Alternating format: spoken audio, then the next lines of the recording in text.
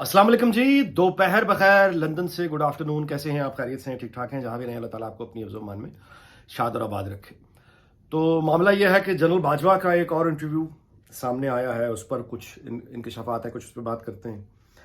उसके अलावा मोहम्मद खान भट्टी का जो ऑडियो वीडियो जजेस के बारे में सामने आई है, कुछ उस पर बात करते हैं। क्योंकि मैंने दोस्तों को कुछ फ़ोन किया पाकिस्तान और उनसे सवाल यही किया कि ये जजेस जिनके बारे में सारे ही जानते हैं कि ये करप्ट हैं, टट्टू हैं, इनके रिश्वत, इनके बैंक अकाउंट्स, इनके नाजायज़ असासे, इनके लोग, इनके फ्रंट में सब कुछ सामने है, तो फिर आखिर ये कैसे लड़ रहे हैं इमरान खान के लिए? क्यों लड़ रहे हैं? इनके पास कहाँ से वो ताकत आ गई इनको? तो उसके फिर जवाब मिला। वो जवाब क्या था आपको वही बताता हूँ। पीटीआई के अंदर की कुछ सूरत हाल अब क्या हो रही है, वहाँ पे लड़ाइयाँ क्या हैं, कुछ उस पर बात करते हैं। और कुछ बात जो है वो सदीक जान पे भी, उस पर जो कुछ कहा जा रहा है, और ये कि नून लीग का जो वज़ारत आला के उम्मीदवार हमजा शहबाज या मरीम नवाज, इस पर बात करते हैं। तो लेकिन शुरुआत करते हैं जनरल बाजवा के इंटरव्यू से। इसका हर इंटरव्यू जनरल बाजवा का बुनियादी तौर पे वो चार्जशीट है खुद अपने खिलाफ, यानी ये फर्द जुर्म है खुद अपनी, ये एतराफात है सारे आइन तोड़ने के जो ये करता है। ये जब तक चीफ ऑफ आर्मी स्टाफ रहा ये तब भी अजाब रहा, यानी फौज के लिए जितना इस बंदे ने फौज को ये 5th जनरेशन वार की ब्रिगेड बनवा के वो करवाया है, आज भी उसी तरह से ये एम्बेरस करवा रहा है। अच्छा, बहरहाल उस इंटरव्यू में जो कुछ उसने कहा, और ये मकबूल जान वो घटिया तरीन आदमी, उसके बारे में कहा कि वो झूठा है, शेख रशीद झूठा है, इमरान खान झूठा है। लेकिन दूसरों को झूठा करने से पहले बाजवा साहब से भी कहना चाहिए कि बाजवा साहब की किस बात पर बंदा एतबार कर सकता है और किस पे नहीं कर सकता। यानी एक ही वक्त में जो आदमी अपने रिटायरमेंट के 2 हफ्ते पहले तक भी, 10 दिन पहले तक भी अपनी एक्सटेंशन की हाथ पांव मार रहा था, ऐलान करने के बाद कि उसे एक्सटेंशन नहीं चाहिए, वो आदमी खुद कितना सच्चा है जो उसकी बातों पर एतबार किया जाए। लेकिन बहरहाल जो उसने कहा है, यानी जिन साफियों के बारे में, चौधरी गुलाम हुसैन और साबिर शाकर, और फिर ये कि जी हम तो ये लेकर आए, वो लेकर आए, सदीक जान को लेकर आए, ब्ला ब्ला ब्ला, ये सारी की सारी अब यानी चीज़ें जो हैं वो आपके सामने खुल रही हैं। और ये नवाज शरीफ की इतनी बड़ी अखलाकी फतह हो रही है, साथ ही पीपल्स पार्टी की भी हो रही है, साथ ही मौलाना फजलुर रहमान की भी हो रही है, अखलाकी फतह हो रही है कि इन लोगों के खिलाफ किस कदर जहरीला और झूठा प्रोपेगेंडा ये जनरल बाजवा जिनका नाम ले लेके आज कह रहे हैं। और मैं आपसे गुजारिश करूं कि ये जनरल बाजवा ने जिन लोगों के नाम लिए हैं कि इनको रखा झूठ बोलने के लिए, इनको नौकरी दिलवाई, इसको झूठ बोलने के लिए फलां को रखा, झूठ बोलने के लिए फलां को रखा, ये आज ये जिन जजेस की हिमायत में खड़े हुए हैं, ये जजेस भी, जिस तरह मैंने पहले भी गुजारिश की थी कि ये अगर अपने नापाक इरादों में कामयाब हो गए ये जजेस, तो ये क्या समझते हैं कि इनको बख्श दिया जाएगा? ये भी कल जनरल बाजवा की तरह बैठ के तस्वे बहा रहे होंगे, रो रहे होंगे कि ये हमने क्या किया। आप मेरी बात समझ रहे? अच्छा जी, पाकिस्तान जिन दोस्तों से मेरी बात हुई है कल, मैंने उनसे पूछा कि ये जजेस आखिर यानी इनके पास कहाँ से, यानी वो मोहम्मद खान भट्टी ने बता दिया है कि भाई 1300 करोड़ रुपए, यानी 13 अरब रुपए, 1300 करोड़ रुपए सरकारी खजाने का चौधरी परवेज लाई ने निकाल के अफजल शाही को दिया, जो कि chief justice Lahore high court का दामाद है, और उसने ये जिम्मेदारी उठाई कि लाहौर हाई कोर्ट को वो मैनेज कर देगा। मैनेज 1300 करोड़ रुपए सरकारी खजाने से रिश्वत दी गई थ्रू अफजल। 1300 करोड़ में लाहौर हाई कोर्ट मैनेज होता है। तो फिर ये ब्लैंकेट 7-8 8-8 कट्ठी जमानतें भी मिलती हैं, गिरफ्तारियों से भी रोका जाता है, आइन और अदल के पर्चे भी उड़ाए जाते हैं, रवायतें भी उड़ाई जाती हैं। अब आप अंदाजा लगाइए कि कहीं दुनिया में, अच्छा सुप्रीम कोर्ट के जजेस, उनके बेटे एजाजुल हसन के बेटे, और वो मज़ाहिर नकवी के बेटे, वो जिस तरह से करप्शन। अच्छा, इसका मतलब ये है कि आप अंदाजा लगाइए दुनिया में कहीं कोई जुडिशल कॉन्फ्रेंस हो और ये जजेस जाएं पाकिस्तान की नुमाइंदगी करने के लिए। आप मुझे बताइए ना कि ये जब पाकिस्तान की नुमाइंदगी करने के लिए जाएंगे ऑनलाइन, उनको नहीं, दुनिया नहीं देख रही, क्या इज्जत होगी? क्यों ना लोग, मतलब बाकी जो दुनिया की कौमें हैं, वो क्यों ना हकारत से देखें पाकिस्तान के निज़ाम अदल को भी, और इस कौम को भी जो इस तरह का निज़ाम अदल बर्दाश्त करती है। इस तरह से सामने आकर जजेस करप्शन कर रहे हैं। पूछा मैंने, वो उस जवाब क्या मिला? जवाब ये मिला जी कि इन जजों ने इतनी करप्शन कर ली है, इनके स्टेक्स अब इतने हाई हो चुके हैं कि इनको मौत पड़ रही है, डर है, खौफ है, इनकी नींदें उड़ी हुई हैं। एक आदमी ने उड़ाई हुई है। वो आदमी कौन है? वो आदमी है आने वाले पाकिस्तान के सितंबर में जो चीफ जस्टिस आएंगे, जस्टिस काजी फायज ईसा।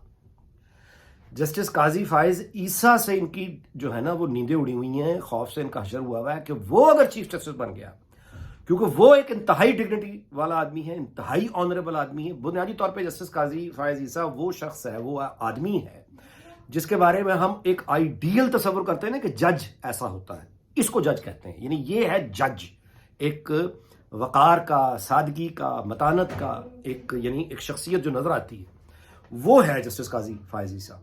اس نے آ کے نظام عدل کو بھی ٹھیک کرنا ہے، انصاف کو بھی ٹھیک کرنا ہے، اور ان ججوں کو وہ ٹانگ دے گا کرپشن پہ.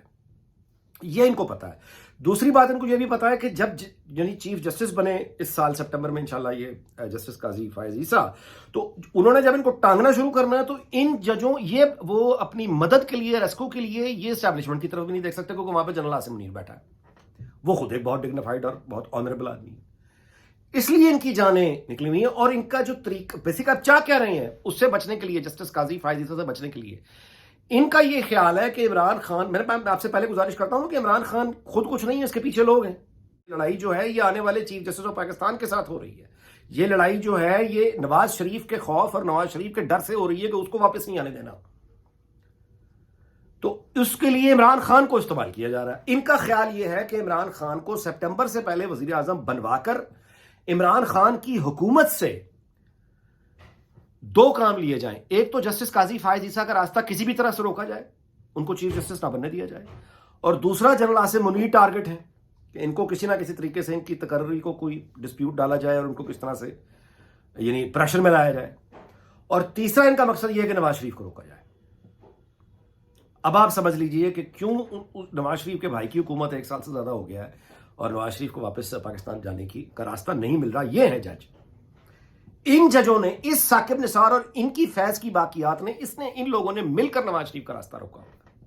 انہوں نے اس کو پہلے ہٹایا، آج اس کا راستہ انہوں نے روکا ہوا ہے. یہ لوگ تھے جو مریم نواز کے یعنی آپ کہیے کہ مقدمے اور ظلم، یہ لوگ ہیں.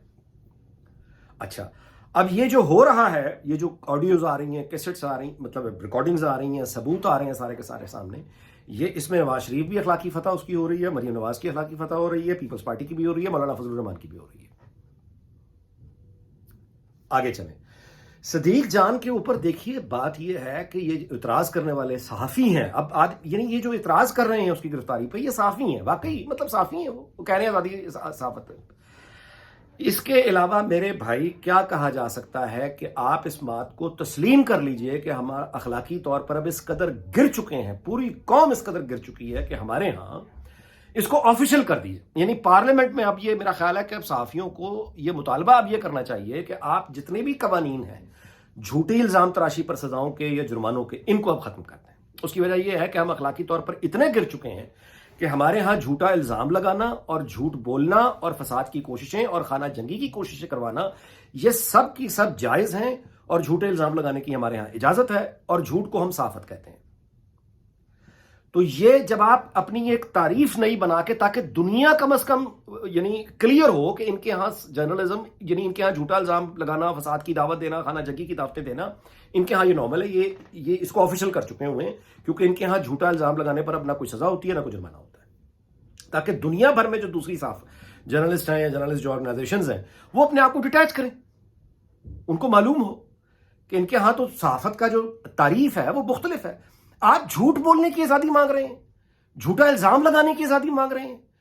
ایک آدمی جو جھوٹے الزام لگاتا ہے، جھوٹی تصویریں لگاتا ہے، جھوٹی پکچرز لگاتا ہے، فساد بلبے کی کوشش کرتا ہے، اس سے آپ یعنی کوئی ایجنسی اگر بلا کے انویسٹیگیٹ کرے، پوچھے کہ تم نے یہ جھوٹ کیوں بولا، تو یہ اس کو آزادی صحافت. آدمی کیا تبصرہ کرے اس پہ؟ یہی باسوا اس کے کہ اس کو پھر لیگل کرتے ختم کریں ایک دفعہ. آگے چلیں جی. پی ٹی آئی کی اپنی صورتحال یہ ہے وہاں کے ڈاکٹر یاسمین راشد کی جی سنا ہے کہ ایک دن پہلے عمران خان نے بیٹھ کے زمان پارک میں بڑی تاریخی، بلکہ بتانے والے نے بتایا کہ کتے والی بے عزتی کی ہے. اس آڈیو کیسٹ پہ جو عارف الوی کے ساتھ لیک ہوئی تھی، اس پہ جو گفتگو یاسمین راشد نے کی ہے، اس کو بنیاد بنا کے عمران خان نے بہت بے عزتی کی ہے ڈاکٹر یاسمین راشد کی، اور اس کو اب بیک فوٹ پہ پھینک دیا. اب آپ نے دیکھا 3-4 دنوں سے بالکل خاموش ہے. اس کی جگہ پہ اب آیا اعجاز چودھری. وہ خوش ہے کیونکہ ان کی رائیولری پرانی ہے، ہوتا ہے خیر سیاسی پارٹیز. تو اب جو نئی پی ٹی آئی کے خد و خال بن رہے ہیں اس میں چودھری پرویز الہی، یہ 1300 کروڑ. اب اگر یہ گرفتار نہ ہوا، بہت بڑا سوال ہے کہ یہ گرفتار، مطلب اب اس کی انویسٹیگیشن آگے بڑھنی چاہیے obviously. تو یہ ہے جی بنیادی طور پہ کہ اب جو ہے اعجاز چودھری اور یہ لوگ ہوں گے جو آگے دیکھیں گے. اور میں آپ سے گزارش کروں کہ اس بات پہ ویلاگ کا اختتام کرتے ہیں کہ نون لیگ کو اب خدا کے واسطے یہ وضاحت کرنی ہوگی اور واضح ہو کے ہونا ہوگا کہ پنجاب میں ان کا وزارت اعلیٰ کا امیدوار کون ہے.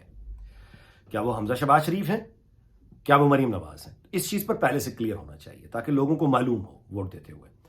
میری ذاتی رائے اس میں ظاہر ہے کہ ہمبل وہی ہے جو میں پہلے سے گزارش کرتا ہوں کہ لیڈر ایک ہی ہوتا ہے، وہ ہے نواز شریف. اس کے بعد قوم نے جس کو تسلیم کیا ہے وہ ہے مریم نواز. خود پارٹی نے جس کو لیڈر تسلیم کیا، پارٹی کے ووٹرز نے جس کو لیڈر تسلیم کیا ہے وہ مریم نواز ہے. تو یعنی یہ this is a big achievement for Sharif family کہ ان کی سیکنڈ جنریشن میں ایک خاتون کو لوگوں نے، اس کی پارٹی نے لیڈر تسلیم کر لیا.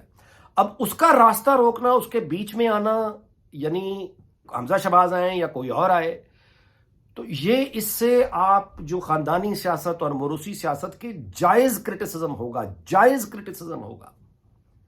یعنی حمزہ شہباز کی پھر اس کے علاوہ اور کیا کوالیفیکیشن ہے کہ وہ شہباز شریف کا آپ کے بیٹے ہیں. اور دوسری بات یہ ہے کہ وہ بائی دا وے اسی طرح کے وزیر اعلیٰ ثابت ہوں گے جیسے ان کے والد وفاق میں ہیں. یہ چاہیے اس ٹاکسک، اس تضابی ماحول میں جھوٹ کا جو ایک انتشار کا ماحول ہے، جو آگے مطلب ہے یہ ایک دم یہ تضابیت جو آئی ہوئی ہے، ٹاکسک اور جھوٹ کا یہ جو ایک عذاب جو کلچر بنا ہوا پاکستان کی سیاست میں، it's not going away very soon. یہ بھی ہے، کچھ عرصہ چلے گا، یہ اس کو عرصہ لگے گا نکلتے نکلتے. اس میں آپ کو ایک پاپولر لیڈر چاہیے، پاپولر بولڈ دلیر لیڈر چاہیے، دلیر جو فرنٹ فٹ پہ آ کے کھیلے، جو منہ توڑ جواب دینے کی دلیری اور ہمت رکھتا ہو، جو اپنا کنٹرول اور قائم کر کے دکھائے. وہ مریم نواز ہے. سو بنیادی طور پر مجھے سمجھ نہیں آتا کہ انسان کی جو خواہشات ہیں، ان کی حسرتیں اور خواہشات، اس کی مطلب اس کی انتہا کیا ہے آخر؟ آپ اگر حمزہ شہباز ہوں، اس کے علاوہ آپ کو مزید کچھ چاہیے؟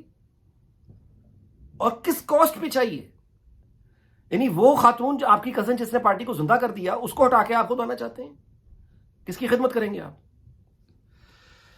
چلیے بہرحال جی، اپ ٹو دی پارٹی اور ان کی لیڈرشپ. لیکن بہرحال میں سمجھتا ہوں کہ لوگوں کا رجحان اور لوگوں کا پسندیدگی اور لوگوں نے جس کو لیڈر مانا ہے وہ مریم نواز ہے بھائی، حمزہ شہباز نہیں ہے.